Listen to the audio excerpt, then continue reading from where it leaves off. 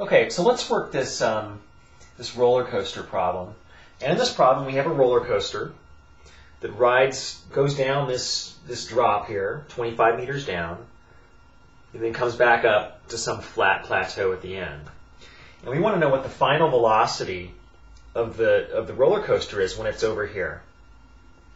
Okay? Now, the beauty of doing this with energy considerations is we're only concerned about the initial situation and the final situation. Now, one could do this with Newton's law problem, in a Newton's law way, calculate the acceleration of the roller coaster on this slope here, just like those inclined plane problems we did back in the Newton's law chapters. Now, that's a pretty complicated way to do this. Okay, you have to calculate the acceleration, calculate what that means for the velocity, and not only that, but it's a curved slope here.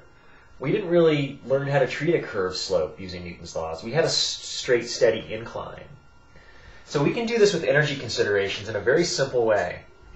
So basically, if there is no friction here, therefore mechanical energy is conserved.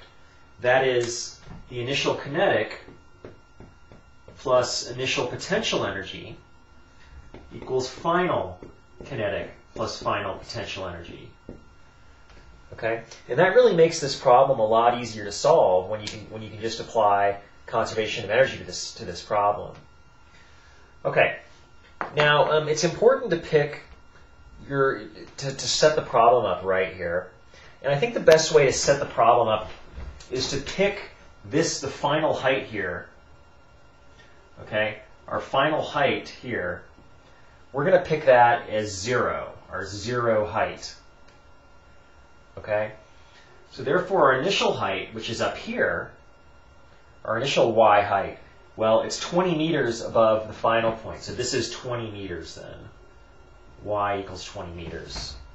Okay? So that's the setup to the problem then. So initial kinetic energy, our initial kinetic energy is 1/2 mass of the roller coaster, V initial squared. Where we know V initial is 5 meters per second. We know that. Okay? Now, initial potential energy, that's mg times the initial y height, which we know the initial y height is 20 meters. That's how we set the problem up. And that equals 1/2 m v final squared. That's our final kinetic energy plus final potential energy, which is mg times the y height. Since we picked our y height, our final y height is 0. Therefore, our final potential energy is 0. Okay? Since y is 0 there. Okay? So we want to solve for the final velocity. It just becomes an algebra problem now. The masses cancel. Okay? That's not a surprise. Remember, whenever we have falling gravity problems involved, the mass always cancels out. Okay? Now, if we multiply both sides by 2, that cancels. 2 times 1/2 is 1. We get a factor of 2 here, and that cancels out the 1/2. So we now have final velocity squared equals initial velocity squared plus 2g times our initial y height. So take the square root of that, and you find the final velocity is the square root of the initial velocity squared plus 2g y initial. Okay? So that is then, initial velocity is 5, so we have 5 squared there, plus 2 times g, g is 9.8.